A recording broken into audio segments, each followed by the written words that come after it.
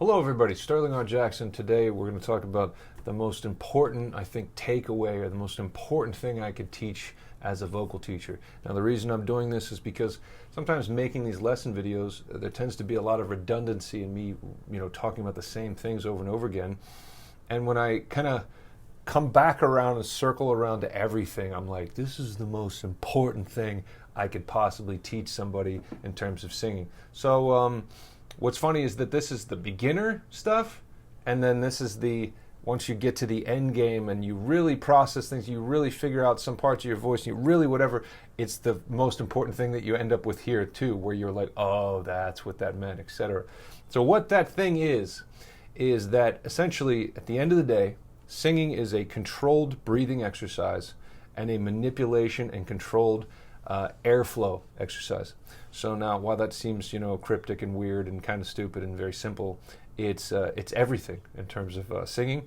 And the more you get to know how to control that, how to access that, what that feels like in all of its entirety, the better and better you're going to get at this. And the more you'll have a solid foundation so that every time you do something, you can step backwards into powerful place instead of like a so point being here, let's say you have a decent foundation, you kind of know what it feels like to sing, and you kind of have a handle on vibrato or support or breathing, and then when you're taking a step forward trying to learn mixed voice, things kind of aren't working right, so you get to step back into foundation, analyze what you're doing here, analyze where your placement is, your foundation, your breathing, your support, and then you get to step forward again in that powerful way to kind of be like, okay, where is this airflow accessing, how am I manipulating it, etc., instead of just being like, this doesn't work, I'm going to watch another video, fuck this guy. So I hope you'll join me on this journey, and we're going to talk about some scales, we're going to do some different things, we're going to talk about all kinds of parts of this, and hopefully you'll be left with a nice seed in your brain that will help you to become more conscious of all the things that are happening here. So everybody shut up, I'm going to sing stuff. And I tried so hard to heal this wound, this pain I feel. All right, so first steps here, we're going to be talking about airflow and how this works. In many cases, what you're hearing right now come out of my head is that my voice is being pushed a little bit by my upper chest muscles, just barely, but mostly my voice is being pushed onto my head with my neck muscles right in here around my throat, and that's how I'm speaking to you. I could be breathing diaphragmatically, I could be breathing total shitty, tiny breaths up here, like this. It doesn't really matter. I'm not really controlling or manipulating much of my airflow. I'm not conscious of it. And the most important thing I can really give you as a singing teacher, or any singing teacher can really give you, I believe, is to make you more and more conscious of what's happening on every single internal level. As you continue to dive into this, it is not that much fun, like many practices, to become more and more conscious of something. You're kind of stripping away the fun, you're kind of stripping away a lot of pieces because you're going into your head and into your body and paying super attention to everything that's happening. That's what we need to do. If you want to talk spiritual, I can do that. Essentially, we're going in so that we can control all of this stuff and pay attention to it so that it can then expand outward and we can express ourselves and all those things can connect. But first, we need to we need to be in a cocoon so that we might be born again. A lot of you already know this, I've said this a lot. But if I breathe down here, I'm already setting myself up for success because I'm accessing musculature down here. And if we breathe in from down here, we're more inclined to push out from there as well. Just like if we were swimming or whatever, however all this stuff works, right? We're going in, we're breathing out. If I breathe in from the upper chest, like this, I'm more inclined to push that air out from up here as well. When it comes to singing, we are not breathing up here, and we're not then pushing the voice out from up here. We're taking a breath down here, and we're filling this up like a balloon, so that we can then rest on that balloon. So if we fill up a balloon right now, and we have that balloon, and we sit it down on the table, then we can take the top of that balloon and stretch it out and let some of the air out. Like that. Isn't that fun? So then we have this balloon sitting here. This is our diaphragm. We're filling that up, and our lungs on the top, etc., whatever. But we have that balloon sitting there. And then it's connected the whole way up. If you can take a breath in with me right now, purse the lips so we're making it kind of feel cold. I want you to feel that line of air connecting the whole way down to here. If you have trouble breathing into the diaphragm, keep a hand right here. Do it while you're driving. Do it all the time. Train yourself to think about this and be conscious of this constantly. And feel that like a string, like a line of air, like a hose, whatever you got. And then as we on the out, as we breathe on the out, that hose is still connected. It's just reversed. So we're filling up that balloon, and then we're sitting down on that balloon while it goes like this. So in some ways we can stretch that out. We don't have to go like that, but we know what's happening here, right? We're not just letting it go, but we're going, and we're getting in line with that connection right here. This is the most important takeaway of the entire video right here, is getting to know that feeling, that line, that connection. In some ways, if we start making some sound with this, you should be able to feel the vibration of your voice in your diaphragm. We should feel that entire connection. If your voice sucks and you don't like the tone and you don't think you sound good, and then I did the sun thing and I sounded okay, fuck all that, throw all that away. Get to know how to actually sing, what it actually means to create sound in the proper, correct ways. Then you can produce this in a physical manner. It's coming from your body. It's not coming from some other place. You're not manipulating the voice yet or trying to sound like this person or whatever, thinking you sound good and trying to like, I need a better microphone or whatever. No, we're learning how to physically sing. Teachers don't know how to teach this, and it's a real bummer because I have people come to me all the time. And then, you've been training for 2 years with one person? Yeah, they don't really know what they're talking about and whatever. It's like amazing. Anyway, connecting to here. Hi, hi, hi. That is me producing a singy sound in a correct way. There's 3 things happening. I'm breathing correctly. I'm supporting. I'm resting on the balloon. So I'm sitting down like I'm doing a sit-up. Not a sit-up like this, where I have tight abs, a sit-up where I'm collapsing in on the diaphragm. That balloon I just filled up, I'm then pushing down on it. And then that balloon, that airflow, that hose that we've connected is now positioning itself, which is what's called placement, in the mouth somewhere. Get to know that feeling. I want you to go, and shut all this down and relax. See if you can feel where that vibration, where the voice is hitting like a laser pointer. And now see if we can go, ha, and just kind of make more of a Valley Girl. You guys, where did your placement go? You might have noticed that that placement, that air tube, is now distorted or bent, and now our placement is kind of going and shooting out of the face. Why don't we try to make it nasal and make a cartoony ENG sound or UNG sound?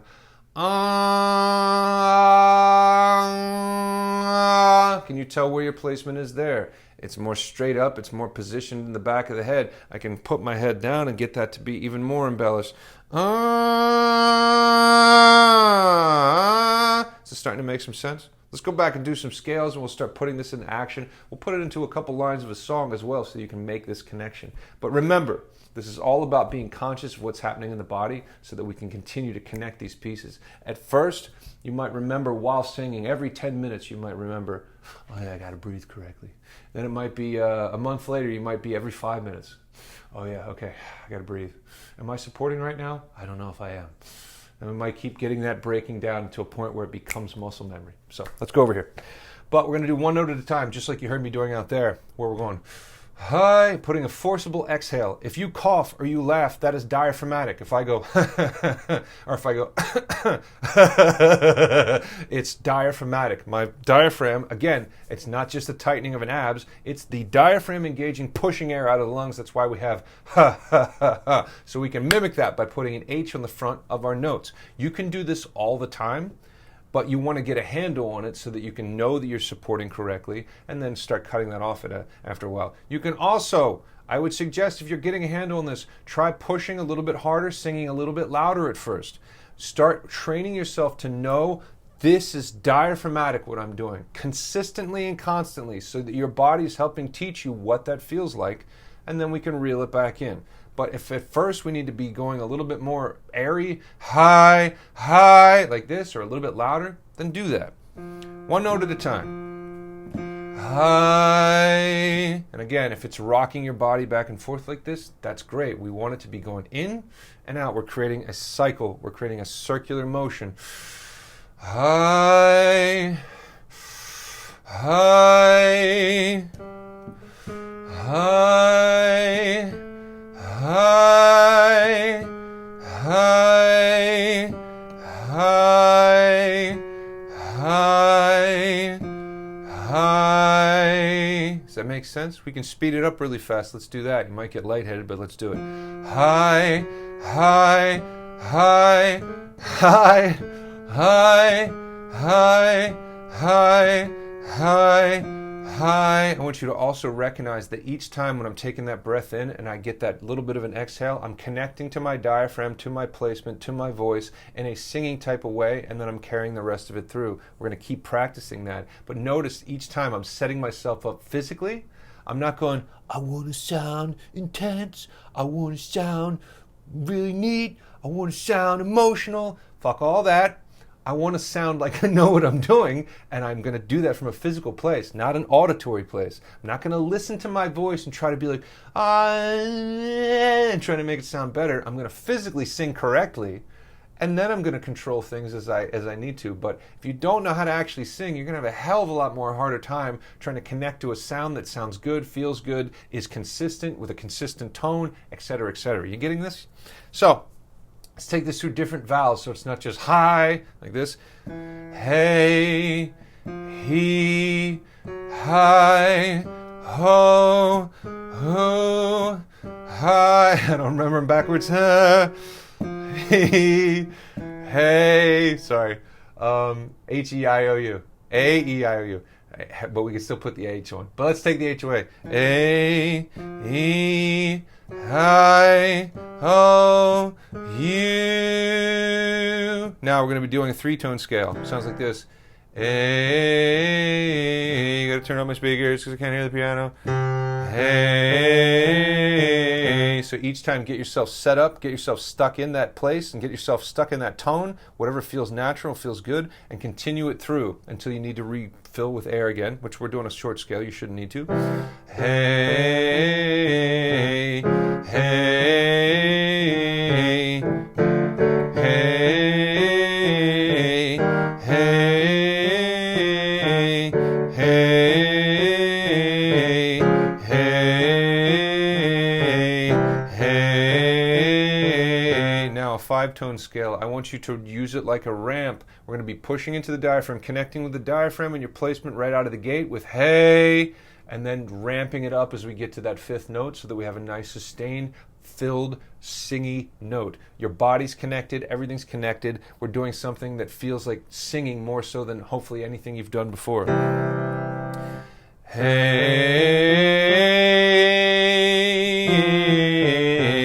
hey, hey,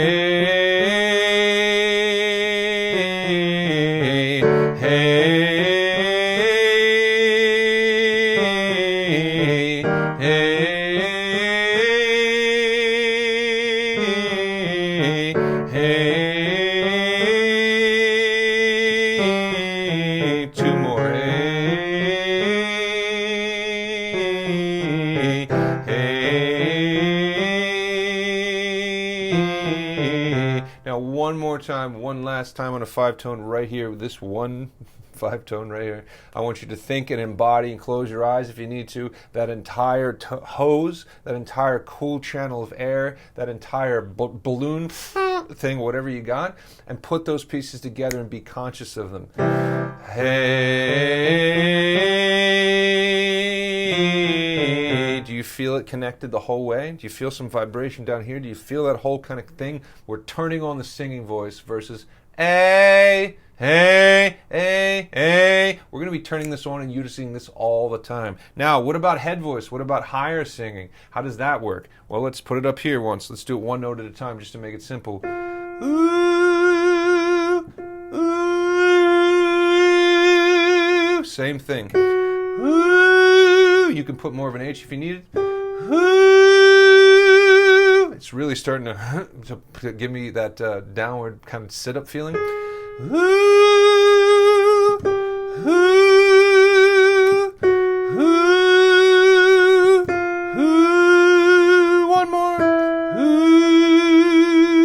Now, just a random song off the top of my head that hopefully people know. I don't care if you like it or not. Let's use an Adele song and put it down in like a male range. Again, a lot of this stuff you can do, if you're a female, you can do it an octave higher. You can follow along, whatever works for you. It's all the same anyway.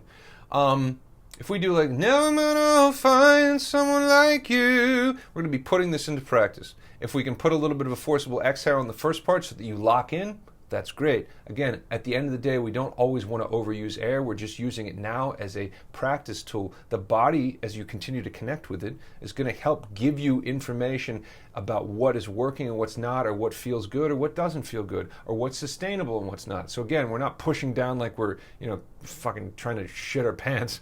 We're just getting enough support that we can carry this feeling through, and then we can connect to it. So if I go, never mind, I'll find someone like you. I wish nothing but the best for you too. If you did not know English and you just heard me singing like that, mostly, if we take away the words, you're going to be hearing the continuity I'm talking about, which is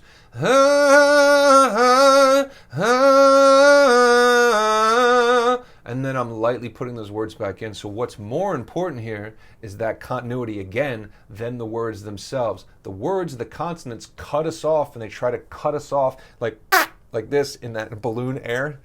They try to shut that down, and we're trying to keep it going and flowing. So again, we're creating this, never mind, I'll find someone like you. And then we refill. I wish not. That one's perfect because we have and I get to connect perfectly to that feeling. It's addictive when you get it right. I wish nothing but the best for you too. Now let's talk about some more complicated parts of this. But again, if you haven't developed this or you're having trouble with it, remember one more time, it's about being conscious. Some of the reasons that not many people teach this stuff or they don't teach it well is because I exist on a little bit of a different spectrum in that I'm a highly sensitive person, so I'm very connected to my body. I actually had a panic disorder and anxiety disorder for about 10 to 15 years, which I was very terrified in my body, and I had a very hard time being alive. But going through that helped me to very much connect to the extreme subtleties that are happening in the body, for better and worse. So as I continue to teach this stuff, I'm teaching it from a very physical place, and I'm a different place sometimes than other people because I'm helping you to get connected. But again, know that it might not make everything the most fun for you to keep getting aligned with this, and everybody's different. Some people have more of a connection with the body, and some people don't. I used to teach this big dude, this really big, overweight dude, and you would sit him in a chair and start trying to get him to connect with his body, and he would just start nodding off. That was his connection to his body. Crazy, man. Anyway, everybody's different, but you're just going to close your eyes. You're going to keep getting connected to this and keep embodying the spirit of this back and forth, this breathing. Now, lastly, let's talk about mixed voice. And let's talk a little bit about compression when it comes to distortion, how that interacts in terms of this connection, this tube, this whole airflow thing. If we talk about mixed voice, again, you heard me out there talking about falling out of the face, and you heard me talking about becoming more nasal. If we know that head voice exists up here, and to get to head voice, we have to go behind the soft palate, meaning we can't go this way, we got to go this way. So if I have this arena down here, and I have this arena up here, then to go from one to the other, I would be going behind the soft palate where your uvula hangs down. That's the entry point from one to the other. So in having said that, that airflow, that tube, that air pressure that I'm building or connecting everything with needs to then move backwards. And in a sense, we can talk about nasality and whatever, but just think about it in terms of airflow. If I put my head down, I'm giving myself better access to my head voice and to that space up there. If I go like this, I'm creating almost a zigzag pattern, and I'm starting to engage musculature. This musculature is going to start compensating, trying to help govern and move things where it needs to go, and that's not something that needs to happen. If your teacher has taught you to consistently keep your head like this, they don't know what the fudge they're talking about. That's all well and good, and I hope your teacher's great, but in a sense, we're learning how to move from one point to the other point. If I can go like this, like this with my head there, and I start to hit the wall, try taking your head and going, and notice that all that musculature just got out of the way. Hopefully you could even hear that in my voice. I'll show you the difference again. That's tight, that's tense, and it's going like this. It's giving me a straight shot from here up to the top of my head. So if we get into mixed voice is a combination between this arena and this arena, and trying to move between them and know how that works. So that air pressure needs to be allowed to move backwards. Whether you think about that nasal or whatever you do, just get to know the airflow and getting out of the way. If we're talking about compression, I'm still dealing with the same alignment here. Now, again, let's talk about compression. If I start to compress, what does that mean? That means that I'm limiting the airflow. If I have chest voice, and I have head voice, my voice has gotten smaller. If I'm making a higher pitched sound, my voice and everything is going to get smaller. Logically, that should make easy sense to you. A smaller animal is making a smaller sound. A smaller person is using probably less airflow over their vocal cords because their vocal cords are smaller. They require less airflow. They're making a smaller sound. To get the voice to go from a chesty, heavier range here to a higher, more squeezed, tiny range, the voice needs to become somehow more stretched or more tiny. It needs to use less airflow. So if your instinct is to go like this again and everything's expanding, it's never going to work. We need to come up with ways to make it smaller. Now, again, we can just by giving ourselves access to head voice, we're already starting to navigate that correctly. But let's talk about compression. Now, first, your first instinct is to compress from the vocal cords, meaning holding back airflow, controlling airflow.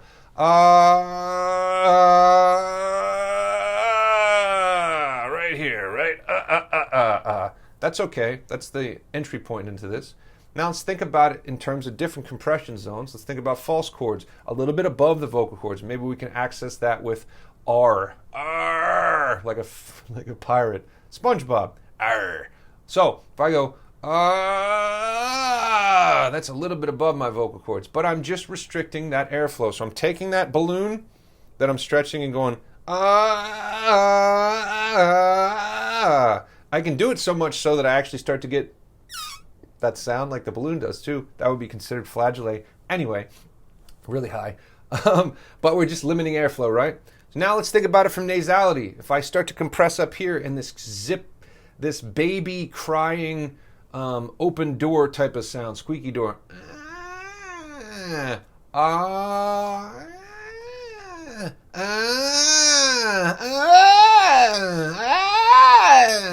There, I'm making the voice a little bit smaller and controlling airflow from up here.